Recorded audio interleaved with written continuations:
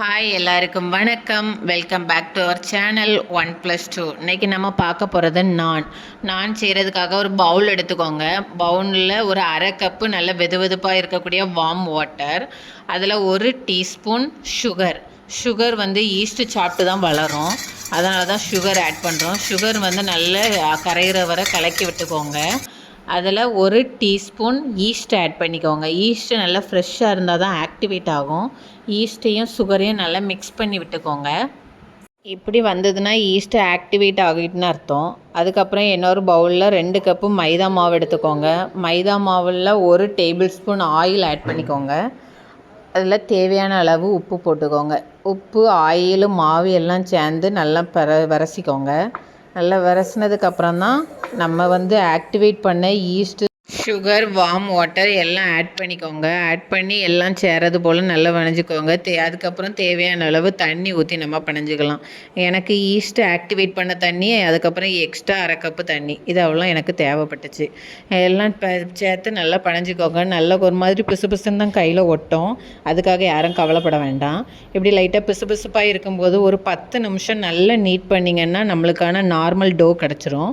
அதுக்கப்புறம் நல்லா நீட் பண்ணிக்கிட்டே இருங்க. ஒரு 10 நிமிஷம் கையெடுக்காமல் நீட் பண்ணுங்கள். அப்போனா நான் நல்லா சாஃப்டாக வரும். கையில் ஒட்டலை பார்த்தீங்களா? இப்படி இவ்வளோ தூரத்துக்கு வந்ததுக்கப்புறம் மேலே லைட்டாக ஆயில் அப்ளை பண்ணிவிட்டு ஒரு கவர் பண்ணி சைடில் ஒரு 1.5 மணி நேரம் வச்சுருங்க.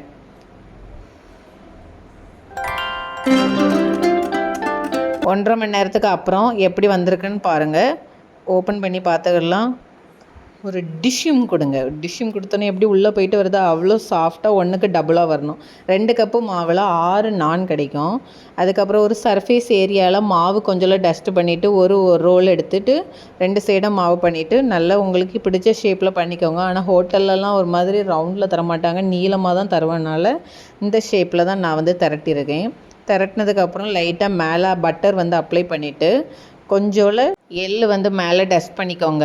அதுக்கப்புறம் கொஞ்சோல மல்லி இலை, தேவைப்பட்டால் நீங்கள் கார்லிக் கூட ஆட் பண்ணிக்கலாம். பட்டரில் கொஞ்சம் சால்ட் பண்ணிவிட்டு கார்லிக் வந்து ஆட் பண்ணால் நான் நல்லாயிருக்கும்.